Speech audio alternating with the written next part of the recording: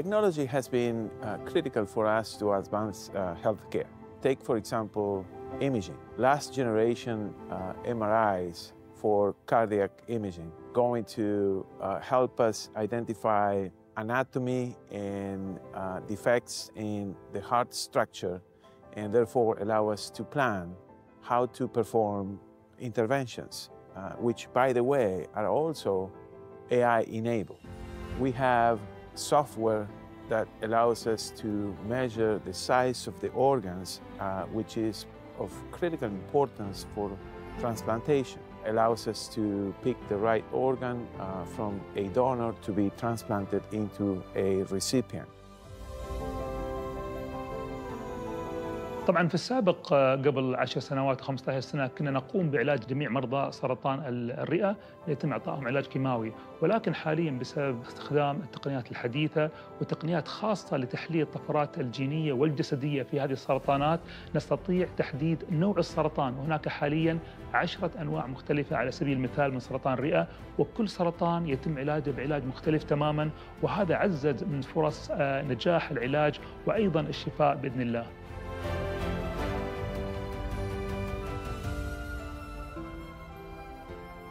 احنا يوم ناخذ اي عينه من المريض، العينه الجراحيه، ونبعثها للمختبر، 90% يمكن تكون العينه طبيعيه، لكن 10% العينه فيها شيء، الخلايا متغيره.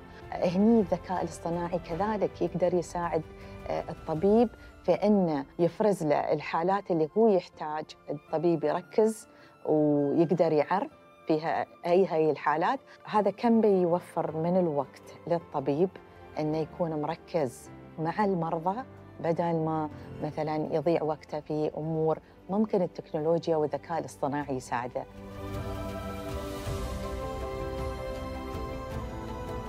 الذكاء الاصطناعي هو المستقبل مو بس على العلوم الطبية ولكن علوم كثيرة جدا. الذكاء الاصطناعي يساعدنا في خلق حلول لمشاكل العقل البشري بإمكانياته المحدودة ما يقدر يحلها، لكن الذكاء الاصطناعي وعلوم الحوسبة وعلوم الكمبيوتر المتقدمة عندها القابلية إنها تساعد القطاع الطبي على خلق حلول وخلق قطاع صحي متكامل. الآن في توجه إلى جعل الذكاء الاصطناعي يبحث في مسألة تداخل الأدوية مع بعض عند المرضى وتجنب العلاجات الجانبية من خلال وجود قاعدة بيانات للحساسيات وللأدوية ومطابقتها مع بعض قبل إعطاء الدواء للمريض.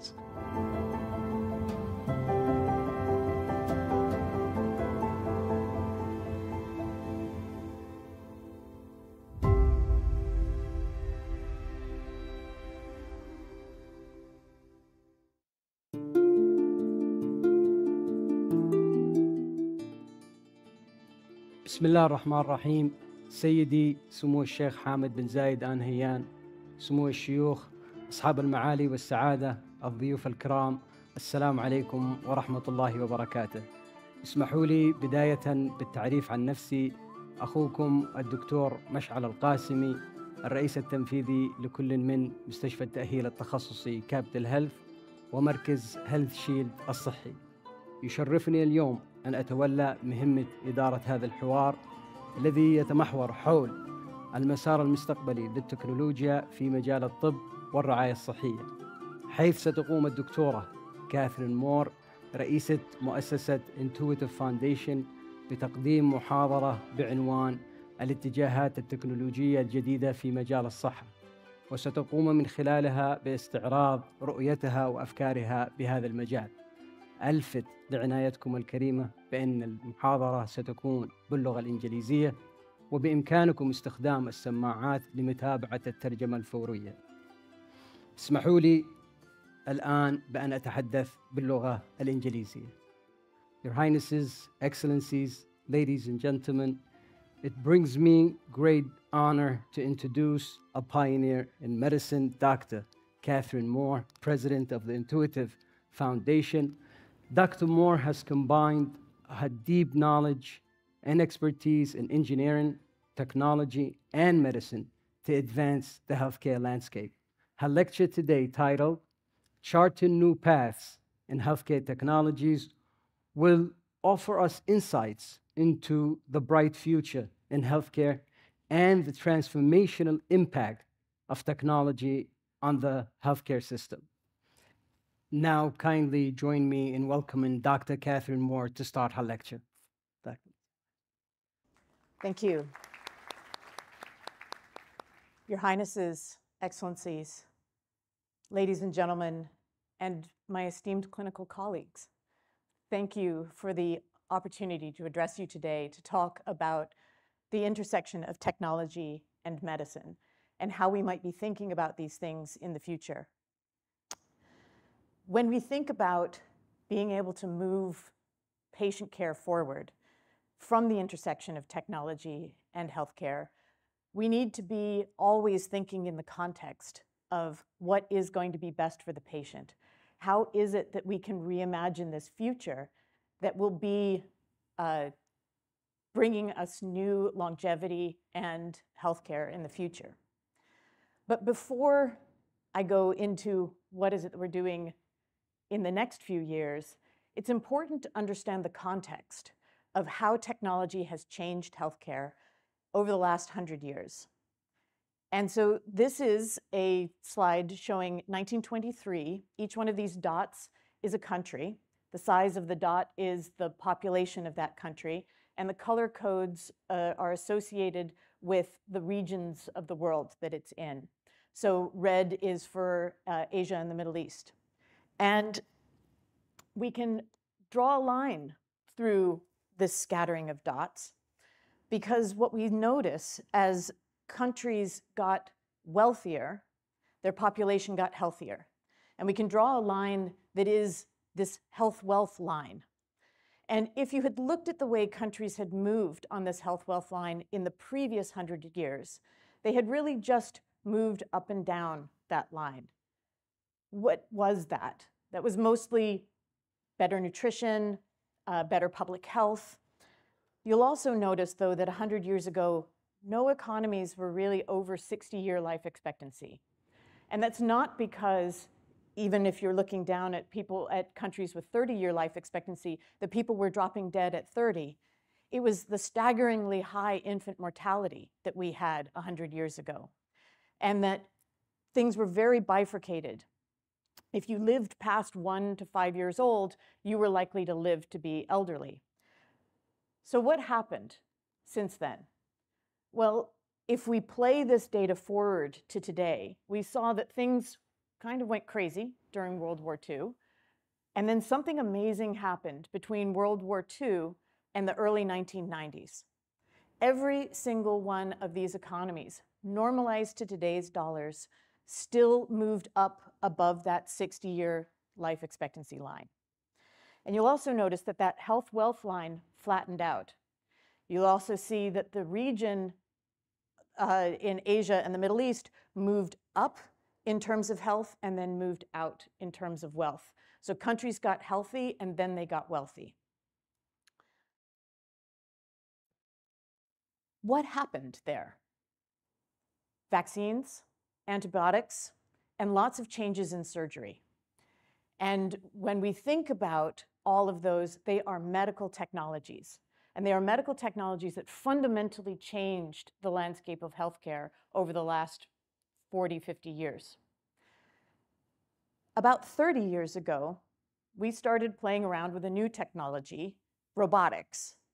And at this point, it was an idea. How were we going to be able to improve surgical care using this new technology?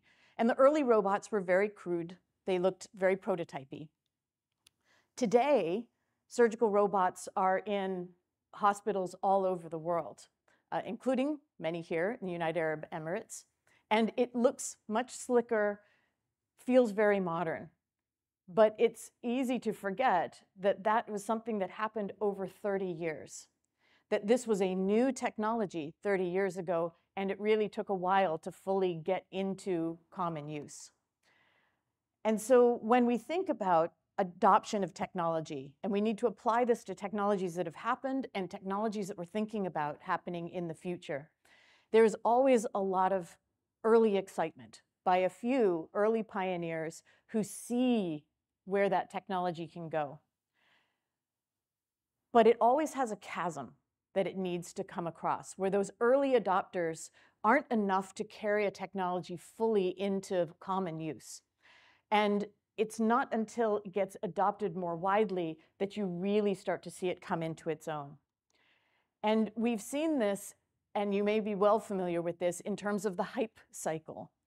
So people get extremely excited about a new technology that comes out. They think it's going to do absolutely everything, and then some of the reality starts to set in, and there's that trough of disappointment. And then we really do finally figure out what that technology is good for. And that's where we sort of build it into the day-to-day use in medicine. And that's where we get to when we mature a technology as we're bringing it out and see its full potential. And so again, Intuitive Surgical, which makes robots, surgical robots, is a 30-year overnight success. It has taken 30 years for the technology to get as mature as it is today. And so when you're thinking about what do I want to invest in? What am I thinking is going to be the future of surgery? What is going to be the future of healthcare? How are we going to bring new technologies in? You've got to remember that at the beginning, when my husband first started working for Intuitive Surgical, that was 2001. And there were pretty much a couple hundred procedures that had been done. This is early in the regulatory cycle. When I joined Intuitive Surgical in 2006, when I'd finished my medical training, maybe 100,000 procedures had been done in total around the entire globe. You can't see that we're at over 2 million procedures a year, every year, from where you are there, unless you can put on your futurist goggles and you can see where a technology is going to go. And so you need to be able to look at something like this, which is a little robotic hand, and be able to say, if I can control that with the motion of a surgeon's hand and be able to put that through a small incision, surgery will get better. That the big incision serves no therapeutic purpose, that a small incision will always be better for the patient. And at that point, you can believe that you will get to the end of that technology curve. As we've been going along, we've also been really trying to focus on the wicked problems, the hard problems in medicine, the places where there's a big gap between what the clinician wants to be able to do for their patient and what they can do for their patient. And we bring in technologies like robotics that can come in parallel and be able to deploy inside the body so that we can go from 3 incisions or 5 incisions just to 1. We also start looking for big problems like lung cancer, a big gap between diagnostics and then being able to do therapeutics. And we knew we wanted to treat lung cancer better, but we didn't know how to do it until one day this technology came across our transom. This is a fiber Bragg grating. It is a glass fiber that is interrogated with a laser. And you can know the point, the tip, within a millimeter with a meter-long fiber. And this was exciting because what it let us do was now understand the shape of a catheter that we were putting in, know where the tip of that catheter is, and be able to steer that through the body with incredibly high precision. We knew the problem. We didn't have the technology yet. We'd already been making robots. But when this new sensor came out, we could now make a new robot. And we were able to add these new technologies together and build a robot around the idea of that catheter. And so what does that catheter let you do? And there's a lot of technologies that came together on this particular robot that weren't even conceivable when we first started building robots. So those technologies are, we needed machine learning to be able to allow us to parse out the bronchial tree.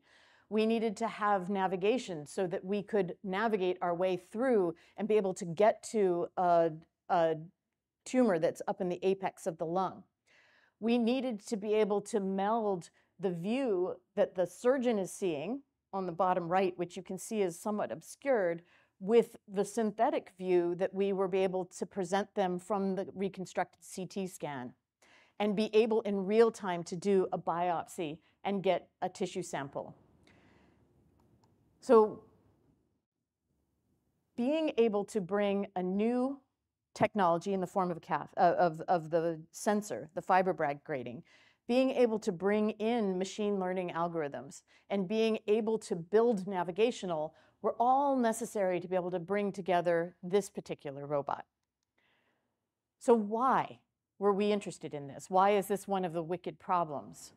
Well, because in the past, if you had a small nodule that was found in your lung and you underwent imaging for it, 9 out of 10 times when it's small, it's going to be benign. And so you do not want to do an open lung surgery to take out a benign tumor. You kill more people than you save if you take that approach. And so for a long time, the way we managed looking at a nodule was to do serial CT scans, and then when the nodule had grown large enough, then go in and do the surgery. But often what that meant is that the survival of the patient was halved because the size of the nodule had grown enough that they were now going from maybe a 15%, maybe an 80% chance of seeing a 5-year anniversary from diagnosis back to maybe a 40% chance of seeing a 5-year anniversary after diagnosis. Also, during that entire time, if you're going in for CT scans to rule out cancer, it's hard to not believe that you have cancer. And this is an 18-month ordeal for a patient who is waiting for that workup. What we could see when we saw that new catheter was being able to identify that lesion, snake in through the bronchial tree, sample that lesion, give them a definitive diagnosis, and then be able to do an immediate surgery. We were able to bring this down to 4 weeks. Now, earlier this week, I was in Los Angeles at a VC conference in life sciences, and I was talking to the head of innovation at the Mayo Clinic. She's a thoracic surgeon that uses this technology, and she is now doing a single anesthesia event process, which means she puts the patient under, does the catheter procedure. If it's cancer, she never wakes the patient up. She goes straight into doing the resection and then wakes the patient up with their cancer cured. And so now she's looking at a 48-hour turnaround from first seeing that nodule to having a definitive care. This is the kind of thing where when a new technology comes and it helps you solve one of the wicked problems in medicine, this is going to be durable. This is going to be the kind of thing that will move you out into the future. So lots of people have been looking at robots in the last 30 years since these first robots came out. Robots have been used in eye surgery, in bone surgery, new ones coming out in dental surgery, and being able to think about ways in which you can do needle biopsies from inside of a CT scanner. And they're out there and they're commercially viable. But what's interesting about all of these is that the robot is really the platform. And again, I think of the robot as the thing that drives that hand. I think of the robot as the thing that drives that catheter. What's happening all during that time is every movement that the surgeon is making is getting translated through a robot. And that means that something that was previously unobservable, the motions of surgery, the things that people are doing, now becomes data. And once it becomes data, we can analyze it as data. We can start to bring in data analytic tools to give us insight into what's going on. The previously unobservable process of somebody learning is now observable.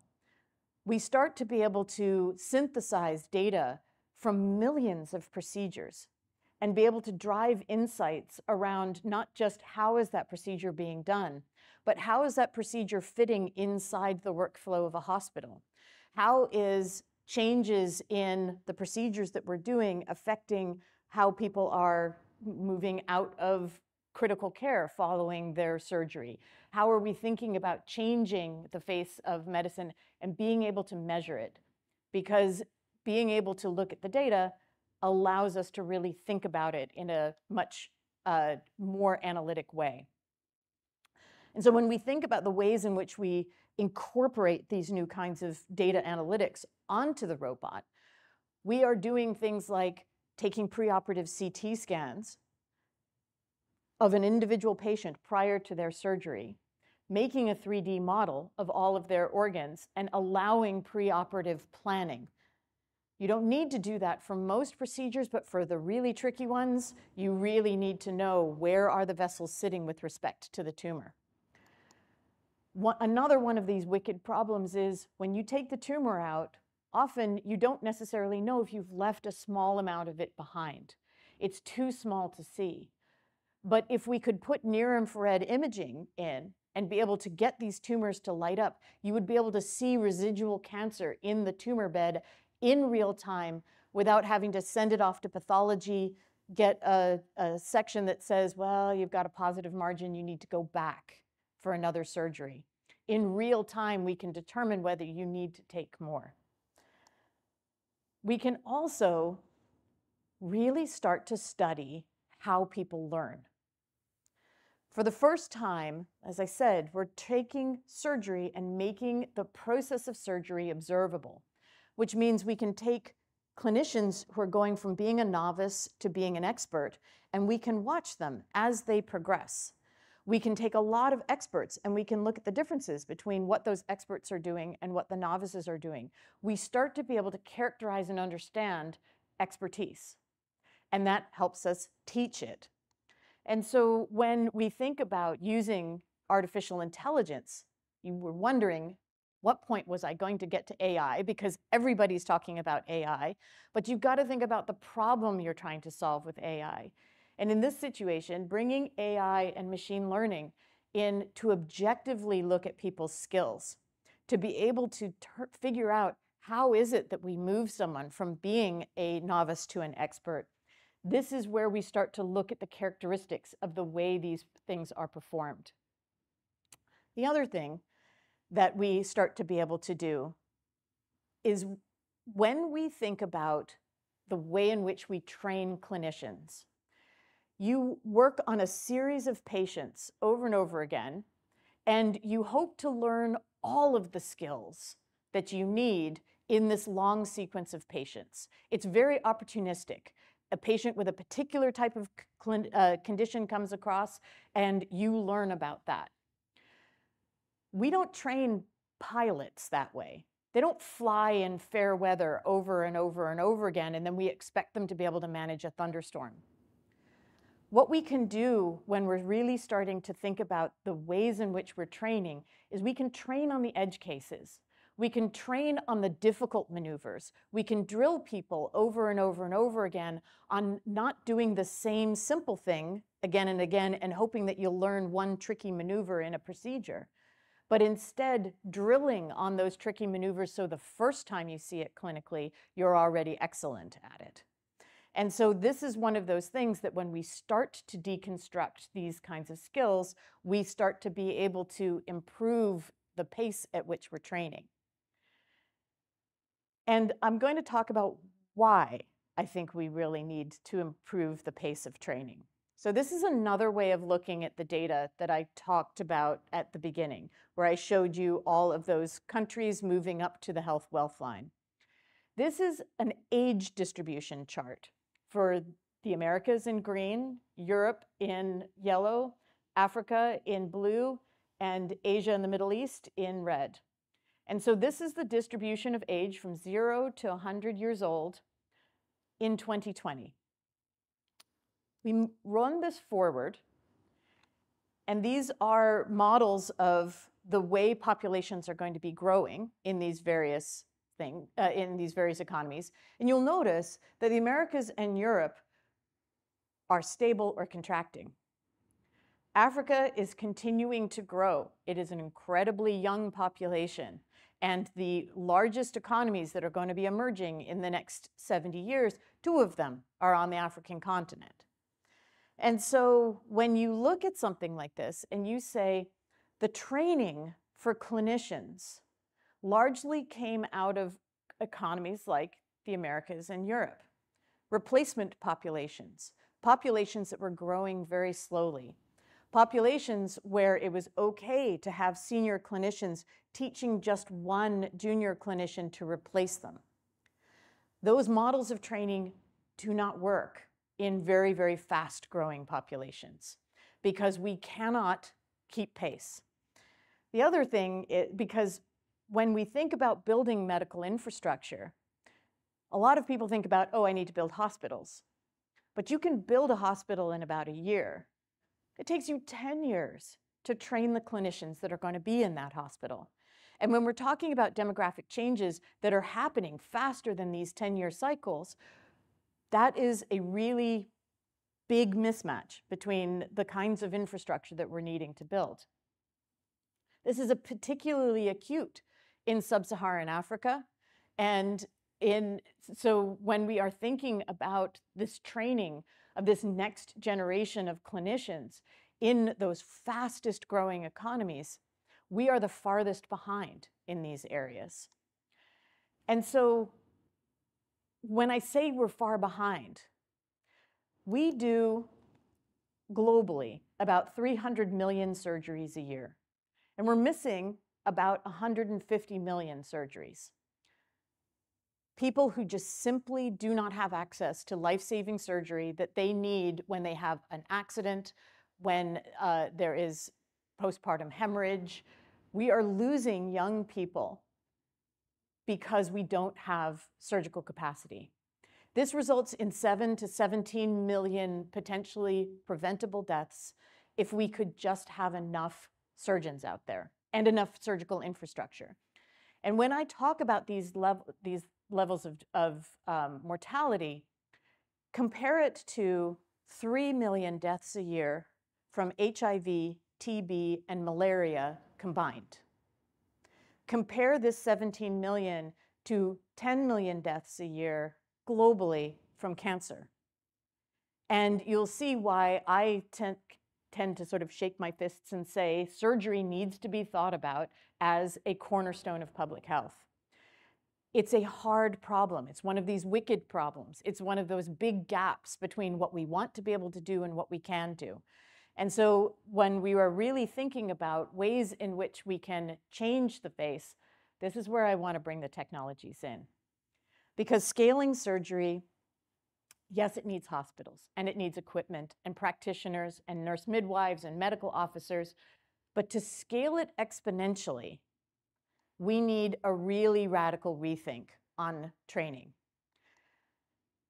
This is an example of what a technology adoption curve on the left, cell phones, and a medical education curve on the right, training doctors.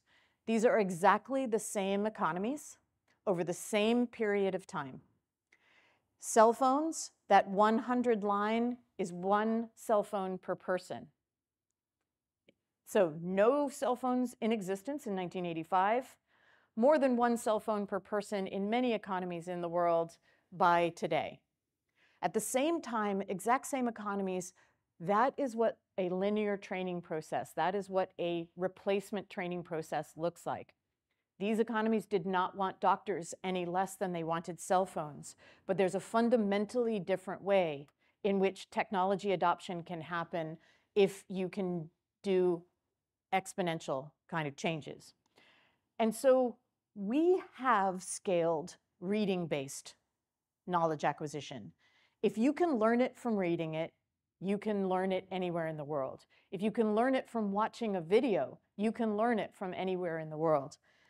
But through the millennia, we have taught skills one-on-one and in person.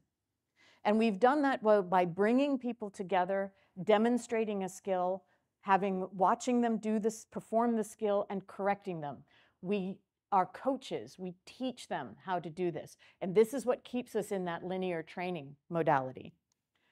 So But the clinician is still doing the practice.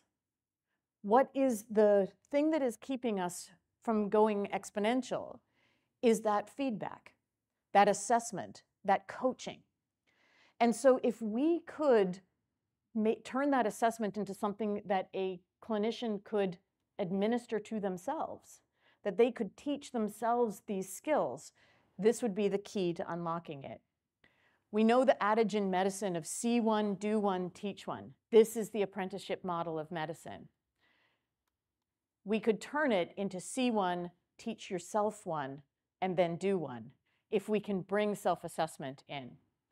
And so I ran research for Intuitive Surgical for years, and then I was in emerging market strategy, and I spent a lot of time in emerging markets. And it was this period of time that really brought me to understand the coming demographic tsunami of not having enough clinicians. And so I now run Intuitive's foundation, and we put together the Surgical Education Learners Forum. This is a program that is designed to create training modules that are using advanced technology assessment in order to be able to train at the point of care anywhere in the world. And when I mean anywhere in the world, I mean in district hospitals in very, very under-resourced areas. And so the winners of the initial challenge that we did created laparoscopic training boxes that you could make out of cardboard. But the big technology push in this is that they're using their cell phones to video themselves. They upload it to a peer-to-peer platform, and they review one another's videos with a checklist. We have ample evidence that shows that a novice with a checklist is as good, if not better, at evaluating it. And we're training AIs to give immediate feedback on the performance of that, and so that people can get rapid, formative feedback and be able to practice on their own. So there was a hospital in sub-Saharan Africa where the entire clinical group, from the trainees all the way up to the senior clinicians, trained themselves on laparoscopic surgery. Nobody flew in to teach them. And now that hospital is doing 7 to 9 laparoscopic cases per week. It's a model that we can scale much further beyond.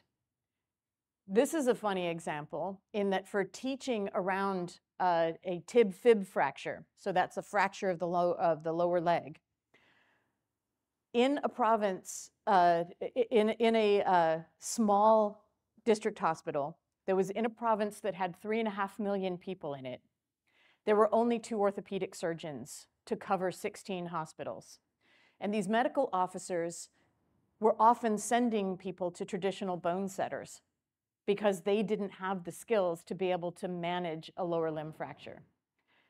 Ironically, in that same area where there were 2 orthopedic surgeons, there were 4 places they could get 3D printing done. So they could 3D print these bones, practice on these 3D printed bones, get to excellence on being able to do these tib-fib fracture, and be able to move forward with being able to do these skills with no instructor ever going there. So again, this move of new technologies that are leapfrogging the way that we're doing training is allowing us to bring in a lot of these new things. And so I mentioned with that laparoscopic trainer that we are training AIs to do this kind of peer review. So we're building this platform and extending it to other forms of training. We're also using AI to build a recommendation engine to match people who need training to the best available materials that are out there, because often it's a dizzying array of things that you can't find. And so the user enters, I need training in this procedure in this particular environment.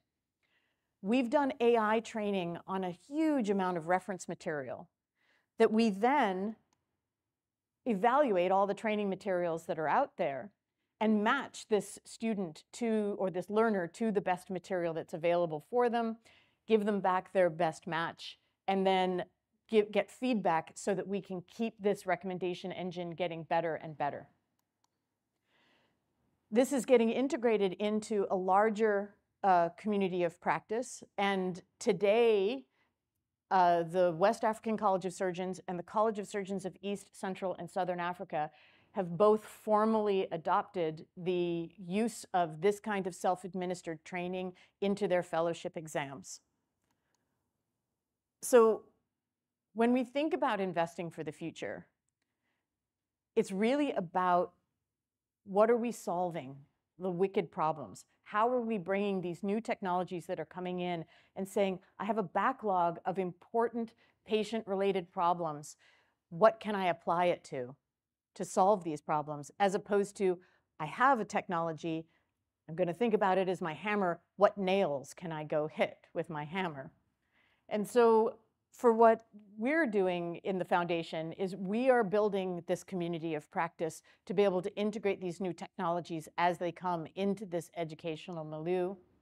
We're putting together a nonprofit in order to be able to support all of the delivery of these particular tools and training tools. We're going to continue to develop regionally specific training modules and keeping a dialogue going globally about how we're going to be able to move this forward and the kind of data that we need for this. So there are so many different ways that we could be tackling problems associated with patient care. There are elements of the financial challenges. We can be bringing in robotics, AI. We need to consider data privacy. We need to be anticipating personnel shortages. We need to be thinking about lots of the ways in which we bring in disruptive technology. But at the center of all of this, we always need to be thinking in terms of these technologies will be good investments, they will be good bets if they are solving real problems. And that's the lens that I'm always looking at these things through. And so going back 30 years ago, there was a lot of surgery being done. We had robotics, and we were trying to solve the problem of better minimal access.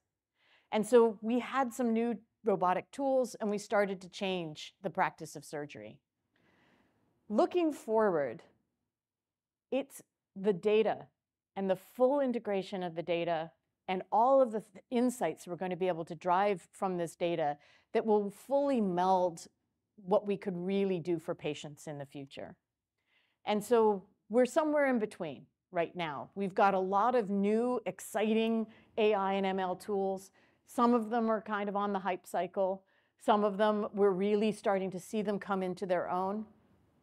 But it is a really exciting time to be jumping some things forward as we think about technology in the next 10 years and 20 years and 70 years. And so I enjoy working at the intersection of healthcare and technology. I think it is the place that allows us to really focus fundamentally on the person that really matters in all of this, which is the patient. And we can imagine that better, healthier future for them. Thank you very much.